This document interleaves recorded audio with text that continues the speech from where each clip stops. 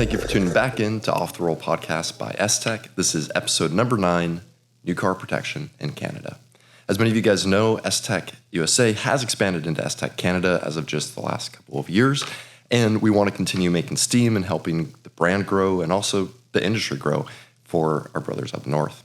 And so we have with us today Kaval and Now. Both these gentlemen own very nice shops in Canada. I've been using STEK for a while, and so we wanted to bring them on to pick their brain. They're at the ground level. They've been in this every day and working hard to do the best work possible for their clients. And as you guys know, that's the kind of shops that we look up to and enjoy partnering with. And so we're lucky enough to have these gentlemen with us today. Kaval, thanks so much. And Now, thank you so much. We want to start with just some basic introductions. So Kaval, maybe you can take it off and explain to us how you got started with Make It Shine and STEK as well.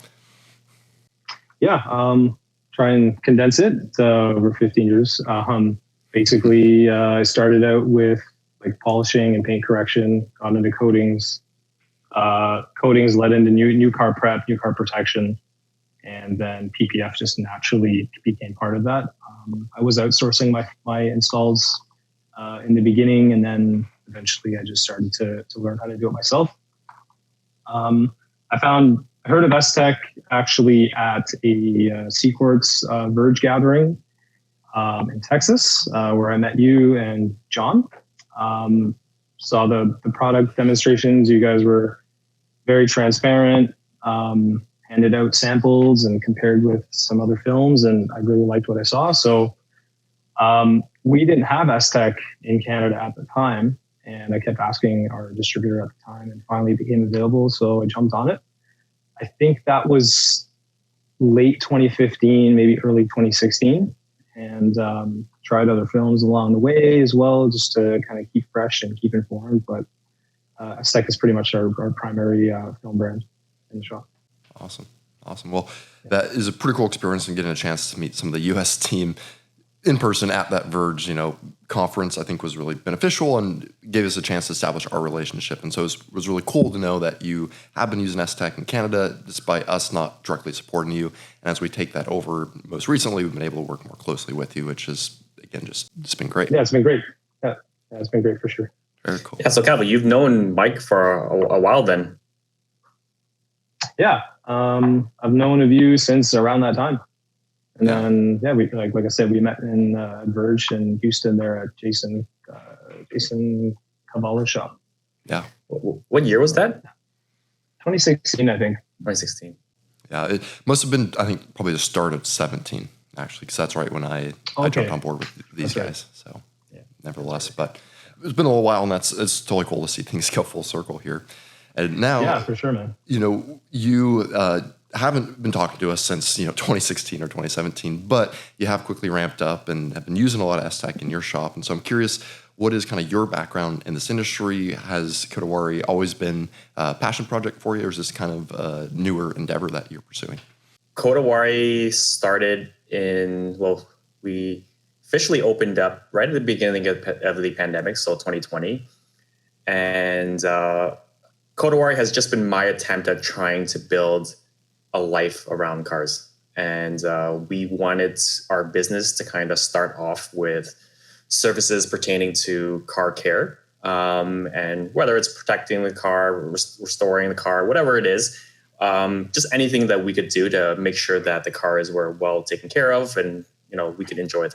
Initially, when we started, we didn't know a lot about paint protection film, as we kind of made our way through just talking to clients and talking to our community. We realized that this was the direction that we wanted to take. And I think that's where my story kind of connected with Kaval, right? Kaval, how do we meet again? Was it a mutual friends or? Yeah, so I guess you had connected with Shaz at the time and kind of looking for like some guidance, mentorship essentially, and then you dropped by the shop, and then we met. And I had suggested you guys, in addition to doing detailing and coatings, you might want to consider dabbling in some PPF. And then that's when you brought me in to do that training at your shop. Yeah, so I guess it was through mutual friends. Shaz is the one that connected us, so that's pretty cool to be reminded of that But yeah, we reached out to you. I think you had seen us a little bit on Instagram and social media, and we connected, and you had just pretty much explained to us where the PPF industry was and how it can really benefit our business. And I think we really hit it off, and you were like, hey, I'm working with a film called STEK. And as soon as we had you in the shop and we started working with the product itself, well, first and foremost, the most important thing was just seeing how you ran the shop and you ran your business. Mm-hmm. And the quality and care that you put in to make it shine really resonated with us. So by proxy, if you were going to go with a brand like STEK, we were like, okay, you know what, we're going to try it out and see what this is all about, right? So I think that's how it all started. That's great. I think that's a really cool story. And I've seen that multiple times too, where you have a connection to the industry. You see them working hard to grow their business, but maybe they aren't offering that service where you're like, man, this was really the game changer for me, or this is, something that we focus on the majority after having the same experiences that you are going through now. And so there's actually just a local shop visiting from out of town, and he had a buddy here that he was bringing into our warehouse facility just to talk about PPF, show him PPF, and really get him encouraged to go and try this new service, because it's beneficial not only for the shop and for you guys and your business, but it's also beneficial for your clients. And we kind of covered that topic a little bit in prior episodes, where it's just, this is an extremely tangible layer of protection. And so the value you're offering each client is just, it's there. It can be felt, it can be seen, and that goes a long ways to build those connections and again, educate those clients about the best way to care for their car, per the whole point of Kodawari.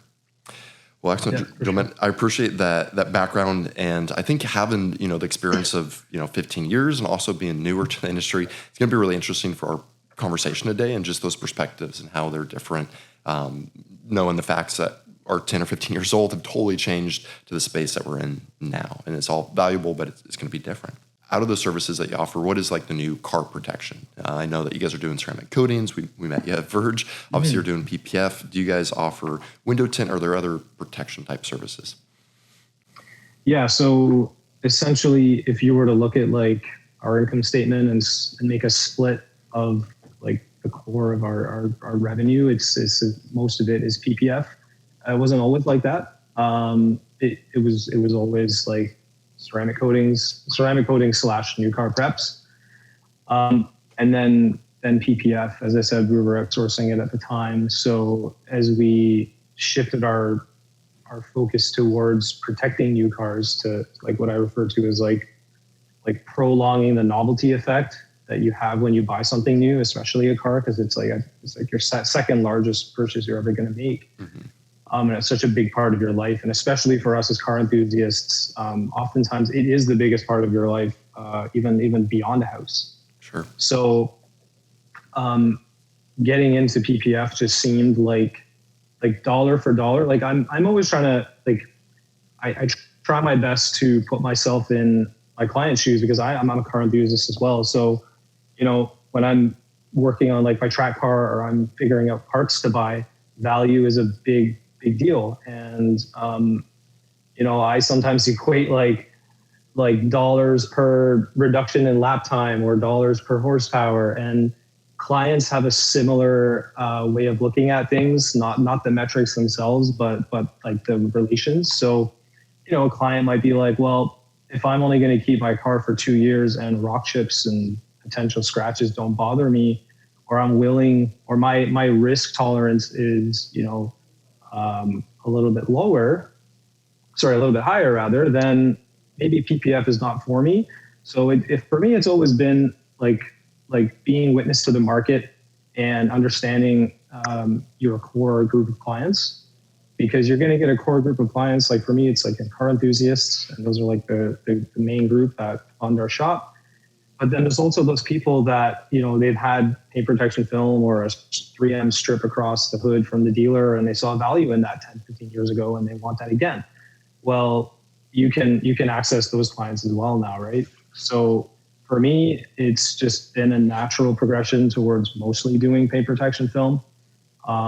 One, organically, and two, because I personally, I'm sure you've talked about this in previous episodes, but dollar for dollar, it's really hard to beat.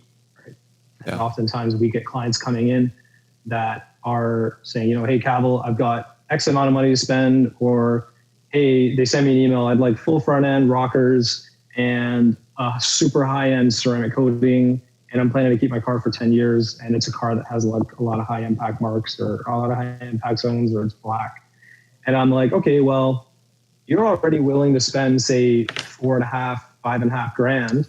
Have you considered maybe just wrapping the whole car in PPF instead for a little bit more, right? Because if they're willing to spend $4,000 or $5,000, adding another 2.5 or whatever, it's a lot easier to get the client there, and it's for their benefit. Of course, you're benefiting too, but ideally, like, the client sees that you're there for their best interest. So you've already got their trust, and it's just a matter of telling them, like, this is how I think you should spend your money, and this is the most value that I think you're going to get out of it. Yeah, absolutely. So that's how I got where I am, essentially, in terms of how much PPF that I'm doing relative to everything else.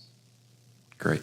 We saw that a little bit too. We had a chance to talk with a local Avance member who's a high-end car club here, and he has this Ford Raptor, and he's like, the only thing I would do differently is get more film on it. And it's those areas where he didn't have film, where he's seeing the scratches and the wear and tear as he goes and uses his vehicle. To your comment of really putting yourself in your customer's shoes, helping educate them and encourage them to make the same choice that you would if that was your vehicle. Hey, if you're already this committed, let's just add a little bit more and make sure that you have that peace of mind at bumper to bumper instead of just this front with some add-ons, right? So I think that's really valuable. And, with your experience, I imagine you've seen that demand progress as not only those, percentages change, it's because that demand is also changing. As a consumer in Canada, or as a car owner, you're more aware that these services exist. Is that true? Is that progressed in the last handful of years? Yeah, I mean, that's a major discussion just in itself on like how the market has shifted. But yeah, to keep a long answer short, there's significant opportunity. We have like 6 or 8 million people here, and it's like a small state in many regards. And so there's a strong opportunity to sell PPF and make money. And with that, with the barriers to entry being so low in our industry, it's made it much easier for people to come in and open their own shop and sell paint protection film too. So collectively, as somebody that's participating in this industry, the more eyes on paint protection film, the better. But there's obviously some downsides to that too, which I guess we'll touch on. Yeah. Absolutely.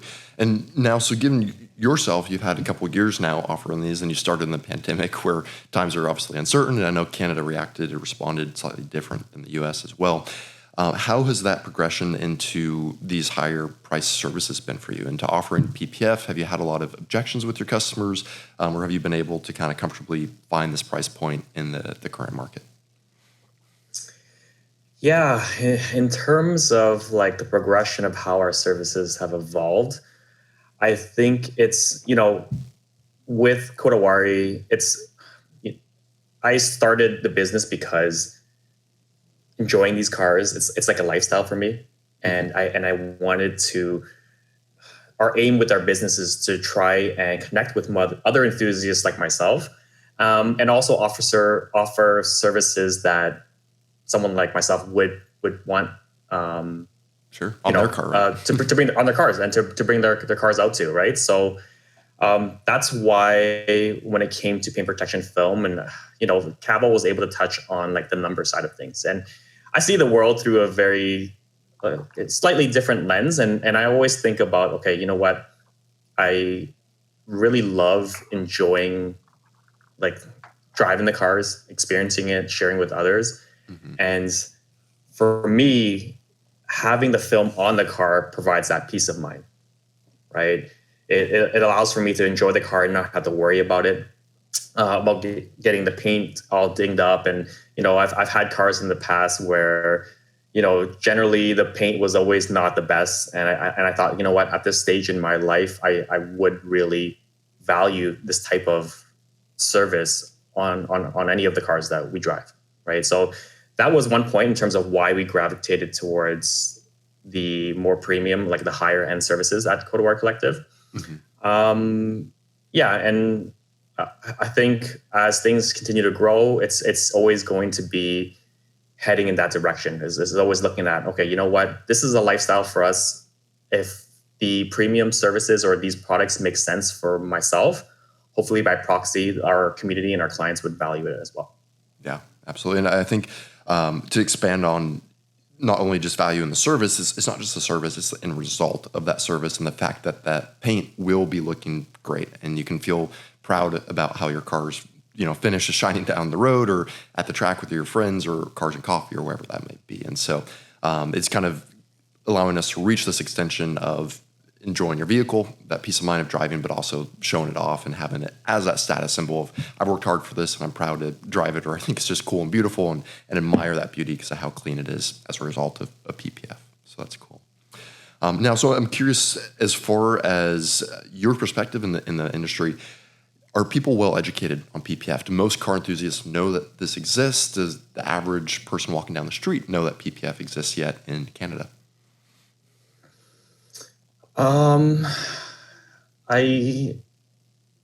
don't think so. I think there could be a lot of growth in terms of, I think people have very basic knowledge of it because generally if you're talking to your average person, they will have heard of just like a 3M clear bra on the car that you would get offered at dealership, right? Sure. But in terms of how far the film technology has advanced and the options available, I think it's definitely a lot more, the knowledge is a lot more well known within the enthusiast community, but the general public, I think there's a lot of room for growth in that area.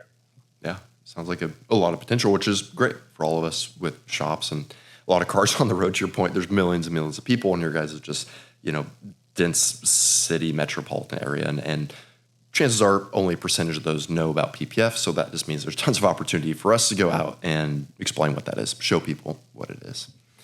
Kaval, what do you think? You've been in the industry for as long as you have. Have you seen the progression of the general public knowing a bit more? Like as clients come to you for requests, like do you find that they're more informed, or has it been kind of the same? I mean, as I touched on earlier, with the amount of shops doing kind of the same, offering the same services, quality is another topic. But I think if I were to take a sample of the cars that come through my shop year over year, there's the percentage of cars that are coming into my shop that are more daily driven, quote unquote normal cars. And the amount of money they're spending to protect their cars is going up. So that leads me to conclude, not with complete certainty yet, but that leads me to the thought that, yeah, there is a higher amount of people aware of the services and aware of like how to protect your car. Because you have to remember too, for every client that's going and buying a new car, there's also many other shops opening up targeting dealerships. And dealerships at this point, and I don't know if this will ever change, their reputation doesn't really hold very well, especially for people that are buying cars that they care about.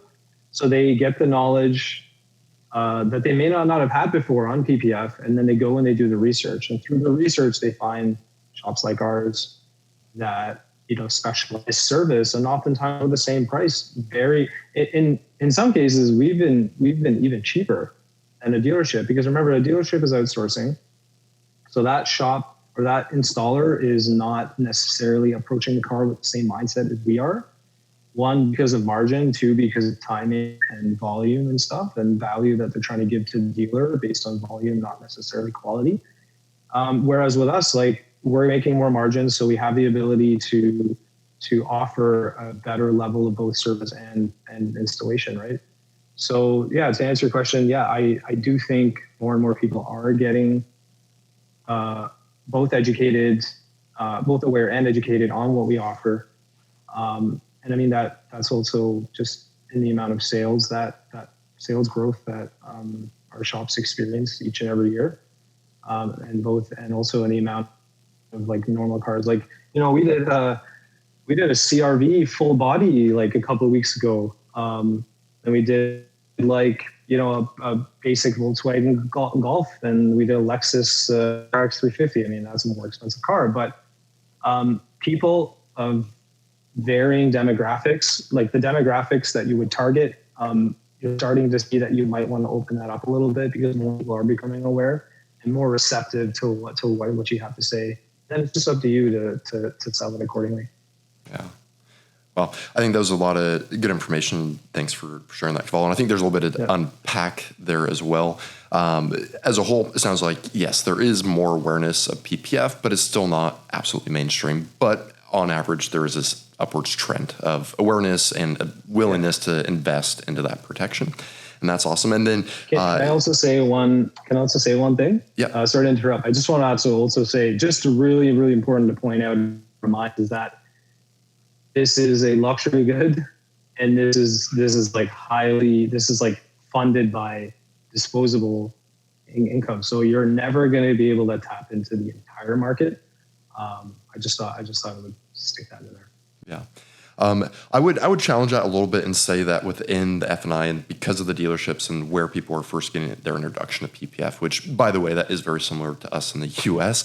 A lot of times the first time people learn about it is they see it in the dealership when they buy their new car. And I know that some structures allow them just to sign that into their finance. So it's part of their monthly payment for the vehicle, and they don't see that upfront cost. And so that's what's helping some folks become more approachable. I've even seen some shops introduce that financing. And I see value in that simply because you are protecting your investment. So if you don't have the means immediately to afford this, you might still be able to get a level of protection. And that kind of leads me to the third point I wanted to unpack, which is simply what are those packages? So now in Kaval, what are people coming in and asking for most often? Is it the full front like we see here in the US? Is it full body all over the place, or just pieces here and there, somewhere in between? Maybe you both speak towards it in Kaval. If you're comfortable starting off, that'd be great. Up until maybe 2019 was a lot of full fronts and then ceramic coatings.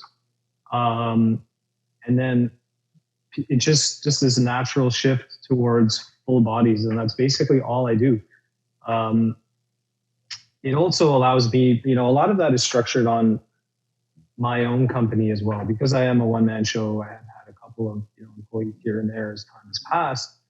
But for me, it's much easier on me at my stage to sell a full car because it gives me the ability to focus on one vehicle over multiple days, really make that car my masterpiece, and deliver a really nice end product where I can charge a little bit more for that higher quality, and then move on to the next full car. So financially and everything else, it really does make more sense.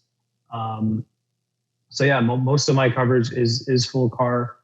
And again, kind of going back to what I was saying before, was like, when you explain it to a client, both in terms of what they're going to get versus the money they're going to spend, it's really hard to not justify a full car install at that point. There are certain vehicles, of course, where it's not feasible to do a full car. Like, I don't know, a 4-piece though, like the rear diffuser on that thing will take you maybe the time it might take somebody to do a Model 3 full front end. So there's obviously some outliers here, but generally speaking, doing a full car does make the most sense for a variety of reasons. But yeah, so for me, again, either full front or full car. Yeah. And just to jump in real quick, comment on that. I think with that as part of your ability to educate and that approach that you take where you're explaining why the full body might make more sense. And so as a result, you're getting more clients that see the value in that and are comfortable investing. And just to touch on this really quick, so I'm curious too, kind of what is the standard for yourself? Do you tend to wrap each edge, or are these up into the edge on like the full body installs, for example? Literally wrap as much as we can. Cool. If disassembly is required, like I'm not really afraid to do that within reason. We try to strike a balance because there is a point being too invasive, and I mean, as much as it, like we got to charge for our time, but there is a distinction between, are you really going to benefit from that wrapped edge when we have to take apart like your whole, take apart the bumper and disassemble it and all that stuff? Like there's got to be a line that has to be drawn somewhere.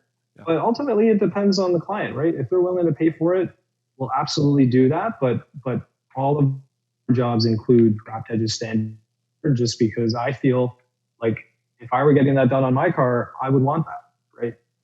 We recently made a shift to having like two types of installs. So our sort of standard install is wrapped edges, but it's sort of like a standard pattern that's wrapped. And then we have more of an advanced install where we'll go in and we'll modify everything, disassemble as much as we can, pull door handles, pull mirrors, trims, zigs, badges, etc. And that will be more of our advanced installation. And what I found has been really helpful is that people that want to spend the money, people that want the full body now have a little bit of options. So we've lowered the barrier to entry slightly by standardizing our install, making the same amount of money, but we're able to give our clients another option if they see value in full body, but they can't necessarily afford it. It just makes it a little bit easier to grab. Yeah. Having options is a brilliant idea. As a purchaser of items, of things in life, I always want to have multiple options and compare those pros, cons, plus, minus. What do I need versus what are they offering? And so it just makes it easier for them to stick with you if they don't have just this one box they can fit in, but multiple options. Again, it makes it a more well-run business. Awesome. So if we can, just for the sake of time, I'm curious now, sure. Where are your stance on that? What is the most popular package for you gentlemen, your team, and or do you guys see a shift in what is being demanded? Yeah, so generally our most popular packages will be like a lot of front ends and stuff like that. We'll get a sprinkle of like full cars here and there. And what we've really been able to, or what we've been trying to kind of wrap our head around is really educating and asking our clients as to like how they use their cars. So a lot of times we do get clients who come in just for high traffic areas, right? Maybe they'll want to put on a piece of film on the B pillar, a part of the car where they touch a lot, right? Or if their kids are using the back seat a lot and they're always dragging like backpacks over there, or like they're using their tailgate and they're putting a lot of groceries in, we really like to kind of highlight that you don't always have to go like so crazy and spend and do the whole front end. Like sometimes if they come in for maybe just like a paint correction or ceramic coating, we can kind of position the PPF in areas that make sense for them, right? So where we stand as a business, I do see a lot of like the smaller packages being very valuable to our clients, right? We've really been enjoying experimenting and playing around with like your designer films, the light protection films. So we do see clients come in who just want to do tail lights.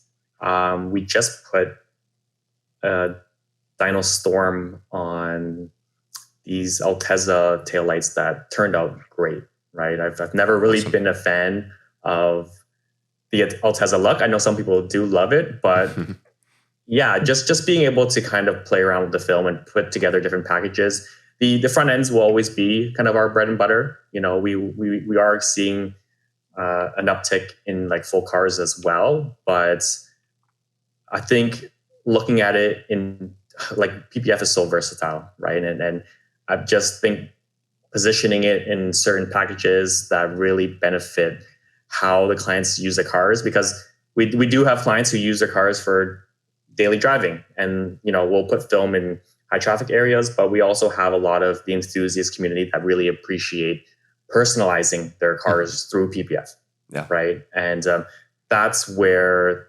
creating those packages and really educating our clients about like the different value adds of how this film can kind of work with their vehicle has been really cool for us. Yeah, absolutely. It's been fun as a marketer to help explain that this is a multi-purpose film. Any of those fashion films or designer PPFs, if you will, you're going to get the look that you want out of your car, but you're also protecting it. And so it's like the sense of uniqueness and personality that you get to help your customer realize that they, can experience on their card stand out. And say, Tesla is a great example. There's a lot of Teslas. They look very, very similar, a few basic paint colors. And so these designer films are a great way for you to connect with your client, walk them through that kind of tailored, customized experience and get them exactly what they want on the other end. So some kudos to you guys for taking that time to talk with them. And this was actually something I was going to ask, but I'm curious, do you guys see much demand for window tint in terms of these new cars that are getting purchased as well? Obviously, I'm talking about paint protection film that will stock rot chips, but there's a lot of UV damage that can happen to the interior, the skin, or just the IR like cooling effect of window tint. Are there many conversations going on at either of your shops about that? Kaval, maybe you can start with this one. Absolutely. With the temperatures going up, with the heat coming through, like we've had some crazy hot days here. Like last week, I'll talk in Fahrenheit. We hit like 107 Fahrenheit. Wow. Or maybe I should stop in Celsius, make all the American guys start converting it. Yeah, so do it both. we hit 107, and having days above 100 is not uncommon anymore. And so window tint has become a really big part of conversation with our clients. So that's one thing. Like I outsource my window tint. I kind of want to bring that in-house one day. We'll see how that goes, but I would like to have a dedicated tinter. But yeah, window tint is getting bigger. We only sell ceramic film to block heat. When you do the math with your clients, it just makes sense to put that on. You're only going to want to do it once. And so definitely, especially over the last 3 years, window tint demand has just gone through. Awesome. We've had an opportunity to partner with some skincare foundations and Melanoma of Canada at various events. And so that's been really meaningful for us to go out there and educate people that, hey, it's more than just the look and the privacy. There's a reason that these window films are really important to get. And some doctors are even recommending them, to prevent skin cancer and other damages, not even mentioning the aging of the interior of the vehicle. So how about yourself? Do you guys see much demand for window film or a progression there as far as what people are educated on when they're asking about it? Yeah. When it comes to window tint and film, I think that's a very important part of the car. Just because of like the space that it occupies on the overall parts of a car. So to me, when I was first learning about window tint, I think an area that really stuck out to me was just the aesthetics, right? I'm very driven by what film does to kind of change the aesthetics of the windows, right? But having the advancements in terms of that actually being able to protect your interior, to kind of, preserve. I think with the advancements in electric vehicles, right, having the ability to kind of reject that heat so that your HVAC system doesn't have to work so hard to cool or heat up your vehicle, I think is a huge benefit to having a high quality film on the car. So I think there's definitely tons of potential of just the public understanding how film can really be beneficial to their lifestyle and how they use the vehicles. Yeah, absolutely. And I think slightly alluded to there is just the quality of window film has also progressed, right? That technology has gotten good so that all of our STEK window tint products have a limited lifetime warranty. They're not going to fade. They're not going to bubble up and start peeling back and look bad after just a couple hot summers. But once you make that initial investment, to Kaval's point, it's one and done. This is one of those products that isn't as self-sacrificial as PPF, where it's that layer of defense. This is going to be on the interior of the glass and really just keeping the interior passengers safe. So awesome. Yeah. Well, I'm curious as we kind of wrap up this conversation, what are your guys' goals for maybe not only your shop, but what are some direction you want to see the market go in Canada? And obviously we see that there's a little bit more growth and demand, but are there any goals or things that you're excited for in the industry in Canada? I think for me, where I'm at in my business kind of career is I want to continue to focus on education and training. Not just because I really enjoy it, but because I think ultimately, to be honest, I don't like the direction that our industry has gone. especially here in Canada and Toronto. The prices that shops are doing things that are quite frankly unsustainable. And sorry to jump in, do you mind expand on that just a little bit? What are some of those price ranges that you're seeing, and what do you agree with and what do you disagree with? So certainly. So, just as an example, like we regularly see like full front ends for 1,300, 1,000 Canadian. Just keep that in mind. Mm-hmm. And so what you end up with is like you're stunting your growth. You're hurting not just your market, but you're hurting the market in general. And just for your own business, if you're doing things at that price, you're sending a price signal to your customers that this is the value of what I'm offering. And it is so much more than that. And what's going to happen is that, a lot of new businesses start doing this. And that's one thing I was very firm with now. I said, now remember when you started, I said, man, you got to keep your pricing good, because when it comes time to grow and you're finally established and you're getting your clients, the next stage is growth of your business and getting staff and things like that. If you're not pricing correctly, you've got no money. You've got no money to grow, no money to pay your employees that are working extremely hard. And then you're not there for your clients now. You've put an expiration date on your business. And the pandemic really showed who was doing things well and who wasn't. Many shops closed during the pandemic, and it just became very, very evident that, there is this rule that like when you are too cheap, you're not going to be around for that long. And it's not to say that we're out here ripping our clients off, not that at all.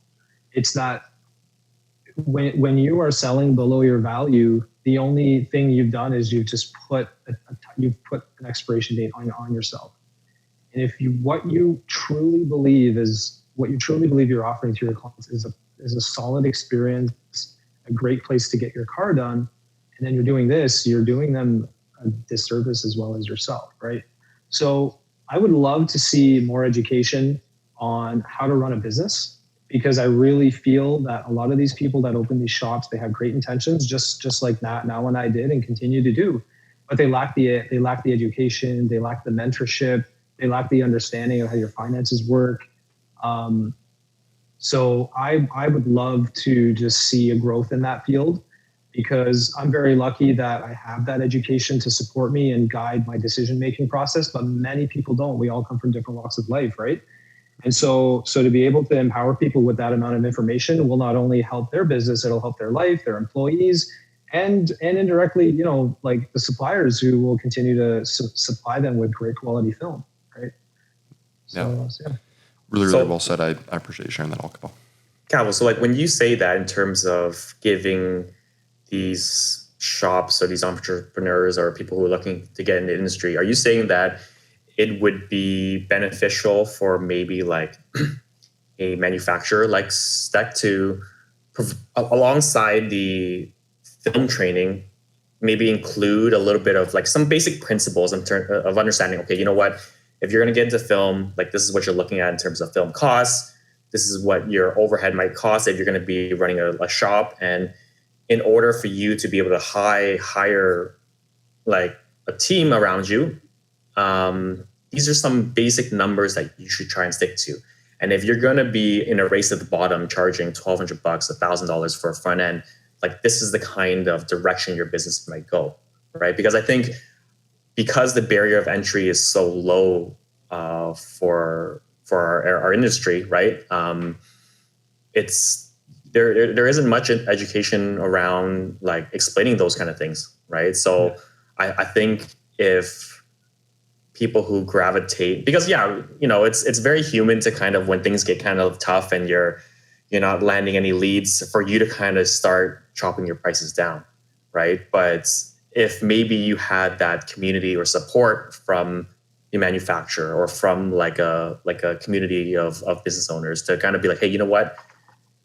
This is the kind of model that if you choose to want to go in this direction, it can help open the doors in so many ways. And then you might have to get creative and put in a little bit more hard work. But I think just having that knowledge from the get-go would be very valuable, because that's the kind of knowledge that I was able to get from you, Kaval, and it helped me really stay on track when I wanted to kind of deviate, right? And I think if getting it from the installer or getting it from your friends in the community is one thing, but maybe even getting some support from the manufacturer side would be pretty cool to see as well.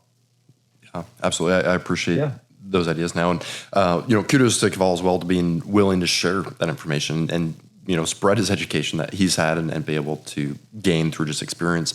I think that goes to show that Kaval is really confident also in his own business model. He knows that the more of us we have here doing things the right way, educating clients, taking the time to explain the services they're getting, and then doing good work on those services is going to help the growth and the betterment of the industry. And so we need more people like you gentlemen pushing things the right way and with the right intentions. To your point a little bit now, we actually do in our training class, on the last day, we go through a business presentation with each of our students. And that covers, honestly, it's like jumping in the deep end, drinking through the fire hose. There's a lot of information in that business presentation, and we send it to them afterwards. So once they get back and once they're actually figuring things out for the first time, they can go and always reference that. And that includes things like price points, how to sell and how to market, what your social media presence and website should be like, along with the education behind why charging the right price is so important. And that's where we started this whole podcast series. And so we need to wrap things up, but I'm curious. I want to hear from you guys. Where do you think an appropriate price point should be? Where is, and let's just use a full front as an example, what is that acceptable range? And know that, as a supplier and manufacturer in Canada, we will continue to get our boots on the ground, have an influence there, have conferences, other events if we can to help educate shop owners alike and also consumers the right and the wrong ways in terms of looking at new car protection. But going back to that question, so ultimately, where is that full front landing that you guys feel comfortable in the market that the value is there? Yeah, I think anywhere from $2,000 to $2,500, I think is a really good point, a really good sweet spot for a full front end. Obviously, certain front ends are going to be more complex than other front ends. I just quoted a Range Rover, like a Defender, and that came out to like 2,600, many pieces, or a G-Wagon. Something like a Model 3 would be, around that 2K mark. But yeah, I'd be happy to see that. Of course, I know that there are a lot of companies out there that are doing those cheaper full front ends that are not using a name brand film. They're using, film that costs half as much. And that does, of course, allow them to bring their price down. So that's something else to keep in mind too. But ultimately, your client's going to find you. They're meant to find you, and you're putting in the work, and hopefully they come to you wanting good stuff. So this is assuming they want a name brand film, like STEK. Hopefully just STEK. Yeah, exactly. We hope so. Yeah. And how about yourself? Now, are you in that similar boat of about 2,000 to 2,500? That's pretty reasonable depending on the complexity of the vehicles. Yeah, I am. I think that sounds about right. These cars, the design is the cars are getting more aggressive, and there are more pieces, and it's getting hard to install on some of these newer vehicles. So I think that price point that Kaval mentioned was just right on the money. Awesome. Well, that is, similar to what we see in the U.S., and that is something that we as a supplier do want to push, encourage our networks and networks of other, manufacturers to really just continue that growth, being the best installer, the best business owner you can, so that you can charge these prices appropriately, and the car owner gets what they want and need at the end of the day. So, well, guys, before we wrap up, was there any other comments you want to make or any other, voice that you want to share on our podcast here? I like what you guys are doing with this podcast. I think this is a step in the right direction. We just need to keep hammering the same message home and be consistent. And yeah, that's basically it, man. Cool. Yeah, no, I appreciate you guys putting this together. I think just creating that sense of community where people who are like-minded and business owners who are like-minded can kind of learn and continue to because there will always be people that are in a race to the bottom, right? So as long as we can kind of showcase what's possible on the other end, I think that's a great way to kind of inspire others to kind of head in that direction. We've had a lot of fun playing around with your light protection film. So I would love the idea of having a red tint to put over taillights. I think that would be a really cool product that we would like to see. But other than that, I think just the direction you guys are heading with the fashion films is really cool. Yeah. Awesome. Well, I'll make a mental note of that, pass it on to the engineers. You never know what they're cooking up, really. So we'll see. But I appreciate really good ideas. And you, Dynaflex. Yeah, and we're working on that too. It's no timeline, no specific updates, but it is in progress. And that goes back to just quality. We want to make sure we can 100% stand behind it, and it's done the right way if we're put our name on it. So, well, gentlemen, I feel like we need to be extremely grateful for your time. You both are very busy shop owners. It's in the middle of your day, and you decided to sit down and help spread some of this education. So thank you for being a huge part of this podcast episode, and I hope that this touches our listeners as well and that they gain some valuable information that helps either their purchasing experiences or running their own businesses. That is all for today. Thanks for the opportunity. Absolutely. Thanks, Michael. You guys take care, and we'll catch you on the next one.